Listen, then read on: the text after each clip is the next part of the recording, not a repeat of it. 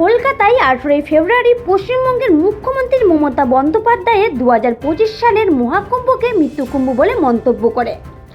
বিতর্কিত মন্তব্যের পর বিভিন্ন রাজনৈতিক ও ধর্মীয় পটভূমির নেতারা তার বক্তব্যের তীব্র নিন্দা করেছেন। মহাকুম্ভ আমি নাইবা বললাম, ওটা এখন মৃত্যুকুম্ভ হয়ে গেছে, মৃত্যুকূপের মতো। আইএসএফ বিধায়ক নওশাদ সিদ্দিকীও এই বিষয়ে মন্তব্য করে বলেন, পশ্চিমবঙ্গের মুখ্যমন্ত্রী মমতা বন্দ্যোপাধ্যায় মহাকুম্ভকে মৃত্যুকুম্ভ বলেছেন। আমরা তার কথার বিরোধিতা করি। বিপুল সংখ্যক ভক্ত প্রয়াগরাজে যাচ্ছেন এবং যোগী আদিত্যনাথ মহাকুম্ভে আরও ভালো ব্যবস্থা করতে ব্যর্থ হয়েছেন। এটা নিয়ে আলোচনা করা উচিত, কিন্তু এত বিশাল ধর্মীয় অনুষ্ঠানকে অন্য কোনো নাম দেয়া নিন্দনীয়। আমরা শুনে নেব এই বিষয়ে আইএসএফ বিধায়ক নওশাদ সিদ্দিকী কি বলছেন।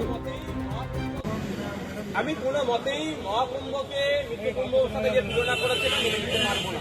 আমি একজন ধার্মিক মানুষ, আমি আমার ধর্ম পালন যেমন করি, অন্য ধর্মের ধর্মীয় অনুষ্ঠানকে আমি সম্মান জানাই, রেসপেক্ট করি।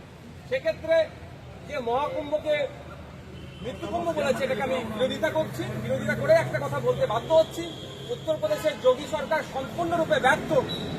তারা ফেলিওর, তাদের ব্যর্থতার জন্যই আজকে এই মহাকুম্ভে যারা গিয়েছিলেন হিন্দু সমাজের বৃহত্তর মানুষ, তারা পুণ্যের কাজ করতে তাদের ধর্মীয় বিশ্বাস অনুযায়ী ওখানে অনেকে ক্ষতিগ্রস্ত হয়েছে। এর দায়ভার উত্তরপ্রদেশের বিজেপি সরকারকে নিতে হবে, যোগী আদিত্যনাথের সরকারকে নিতে হবে।